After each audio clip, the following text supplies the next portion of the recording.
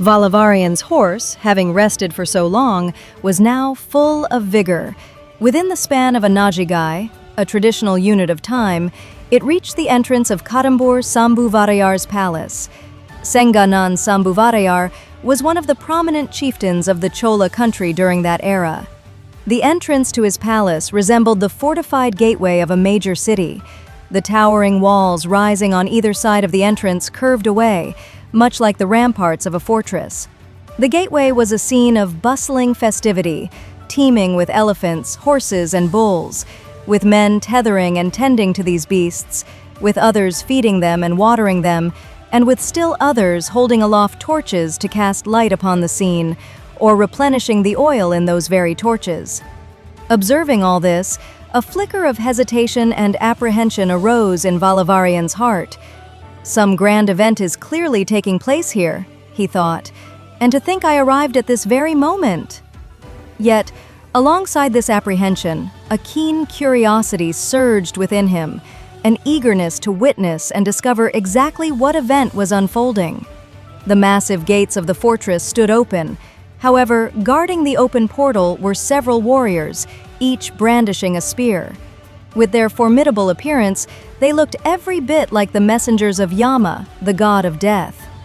The brave young man reasoned that if he hesitated, they would surely halt him. The only prudent course of action, he concluded, was to ride his horse boldly through the entrance. He immediately put this thought into action. But what a disappointment awaited him! As his horse approached the gateway, two of the spear-wielding warriors crossed their spears to block his path. 4 others rushed forward and seized the horse's bridle. One of them scrutinized Vandiyathevan intently, while another brought a torch forward, hoisting it high to cast its light directly upon his face. With anger boiling on his face, Vallavarayan asked, "Is this the custom of your town, to stop guests right at the entrance?" "Who are you, young man, to speak so boldly? Where are you from?" asked the gatekeeper. "You ask for my hometown and my name? My home is Thiruvallam in the Vanagapati country. There was a time when the warriors of your land took pride in inscribing the names of my ancestors upon their very chests. My name is Vallavarayan Vandiyathevan. Do you understand now?" he declared. "If you had so much to say, why didn't you bring a herald along to announce it all?" remarked one of the guards. Hearing this, the others burst into laughter. "No matter who you are, you cannot enter now. All the guests expected today have already arrived. It is our master's command that no one else be admitted from this point on," said the captain of the guards. Noticing the argument taking place, several warriors who had been standing a short distance away inside the fort approached the scene. One of them remarked, "Hey, look there! Doesn't he resemble that donkey we chased away amidst the festival crowds earlier?" "Just call it a donkey," said another. "And look how stiffly the fellow sitting atop the donkey is holding himself," observed yet another. These words fell upon Vallavarayan's ears. He mused to himself, "Why get into a needless quarrel? Should I simply turn back and leave? Or should I show them the signet ring bearing the royal seal of Prince Aditha Karikalan and gain entry?" Upon sighting the insignia of the prince, the Grand Commander of the Northern Army, he reasoned to himself, "Surely there was no one between the northern Penai River and Cape Comorin who could stand in his way?" It was precisely while he was debating this within his mind that the mocking banter of Pajuvettaraiyar's men fell upon his ears. Instantly, he decided what had to be done. "Release the horse! I am turning back," he declared. The soldiers who had been blocking his path let go of the horse's reins. Vandiyathevan pressed his heels firmly against the horse's flanks. At that very instant, he drew his sword from its scabbard. Blindingly bright, flashing like lightning, the sword whirled with such velocity that it appeared as though he held the divine discus of Lord Vishnu in his hand and was spinning it. The horse surged forward, leaping into the fortress. Soldiers standing in its path tumbled to the ground one after another. Spears clattered noisily as they fell. The horse charged directly at the Paluvur soldiers who had been taunting him. Utterly unprepared for this lightning-fast assault, the soldiers scattered in all directions. Meanwhile, several other events unfolded rapidly. The fortress gates slammed shut with a resounding thud. Cries of, "Seize him! Seize him!" rang out. Spears and swords clashed against one another, ringing out with a loud clang. Suddenly, the alarm drum, signaling imminent danger, began to boom. Da-dum, da-dum. Soldiers swarmed around Vandiyathevan's horse, encircling him completely. There must have been well over 50 of them, perhaps 20, 30, or even more. Vandiyathevan, who was still astride the horse, leaped down and landed firmly on the ground.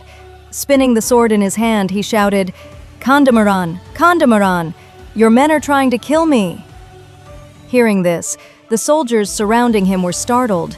They hesitated for a moment, then stepped back and kept their distance.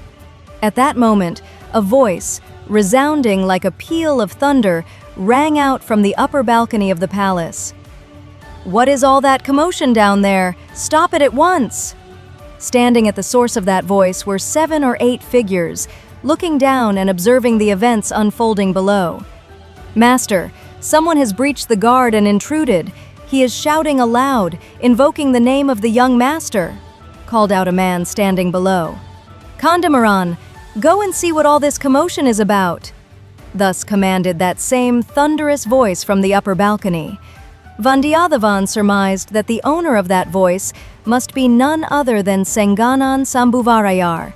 He, along with the warriors standing around him, remained frozen in place for a brief moment. "What is all this uproar here?" asked a youthful voice. Those standing in the direction from which the voice came stepped aside to clear a path. A young man strode swiftly down that passage. Lightly twirling the sword he held in his hand, he paused for a moment to gaze with astonishment at Vandiyathevan, who stood there looking every bit like Lord Subramanya after vanquishing the demon Surapadma. "Vallava, my dear friend, is it truly you?" the young man cried out, his voice brimming with emotion. He rushed forward and embraced Vallavarayan tightly. "Kadambur, I came to your home because you had pleaded with me so earnestly time and again. And look at the hero's welcome I received upon my arrival," said Vandiyathevan, gesturing toward the men standing around him. Glancing at them, Kadambur exclaimed, "Ha! You fools! Get lost! Your wits are as dull as the very tip of a pestle." Kadambur seized Vandiyathevan's hand and pulled him along with eager haste. His feet barely touched the ground as he skipped along. His heart, too, was leaping with joy. In the bloom of youth, if one finds a friend with whom one's heart is truly united, what else in the world could possibly bring a person greater ecstasy? As he went along, Vallavarayan asked, "Kadambur, why is there such a massive bustle here today?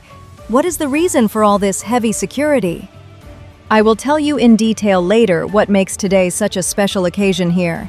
Do you remember how, when you and I were staying at the encampment on the banks of the Panay River, you used to say, 'I must see Paruvetarayar, I must see Maravarayar, I must see him, I must see him'? Well, that him, this him, everyone you mentioned, you can see them all right here today," said Kadambur. Then, Kadambur led Vallavarayan up to the upper terrace of the palace wing, where the guests were seated. First, he took him to his father, Sambuvarayar, and introduced him. "Father, do you remember how I often spoke to you about my friend Vandiyathevan of the Vana clan? This is he." Vandiyathevan bowed low and paid his respects to the elder. Varayar, however, did not appear particularly pleased. "Is that so? Is this the fellow who caused such an uproar down at the palace entrance?" he asked. "The cause of the uproar was not my friend, but rather the fools we have appointed to guard the entrance," replied Kadambur. "Nevertheless, considering it is today of all days, and that too after nightfall, well past the first watch, he need not have arrived with such a commotion," remarked Sambuvarayar. Kadambura's face fell. He had no desire to argue further with his father. He led Vandiyathevan away. Leading him to Pajuvetarayar, who sat as the central figure on a raised dais amidst the assembled guests, he said, "Uncle, this is my bosom friend, Vandiyathevan. He hails from the lineage of the Vanar emperors. He and I were stationed together at the encampment on the banks of the northern Panay, performing border guard duty. During those days, he would incessantly speak of his desire to behold the bravest of the brave, the great Pajuvete. He would constantly ask, "Is it truly a fact that there are 64 battle scars upon Pajuvete noble body?" To which I would reply, "One day you may count them yourself." With a frown clouding his face, Pajuvete asked, "Is that so, young man? Will you not believe it unless you count them yourself? Do you harbor such deep skepticism, or is it perhaps a doubt, a suspicion, that valor could not possibly exist in any lineage other than that of the Vanars?" Both friends were taken aback. They had certainly not expected him to twist a remark intended as a compliment into such a contentious insinuation. A surge of indignation simmered within Vandiyathevan's heart, yet, giving no outward sign of his feelings, he replied with humility, "Sir, the fame of the Pajuvete clan's valor has spread from Cape Comorin all the way to the Himalayas. Who am I to harbor any doubts regarding it?" "A fine retort. You are a clever lad," remarked Pajuvete. Relieved to have escaped the situation unscathed, the two young men withdrew from the gathering. At that moment, Sambhuvarayar called his son aside and whispered in his ear, "Serve your friend a meal immediately, and find him a quiet, private spot where he may rest. He is weary from a long and arduous journey." Maravel merely tossed his head in annoyance and walked away. Thereafter, Maravel led Vandiyathevan into the inner quarters. Many women were present there. Vandiyathevan paid his respects to Maravel's mother. He surmised that the young woman shyly hiding behind her must be Kadambur's sister. Having heard Maravel speak of his little sister on numerous occasions, Vandiyathevan had conjured up all sorts of fantasies in his mind. Now, however, he felt a distinct sense of disappointment. Amidst that gathering of women, Vandiyathevan's eyes wandered in search of the lady who might be the one who had arrived in a palanquin alongside Pajuvete.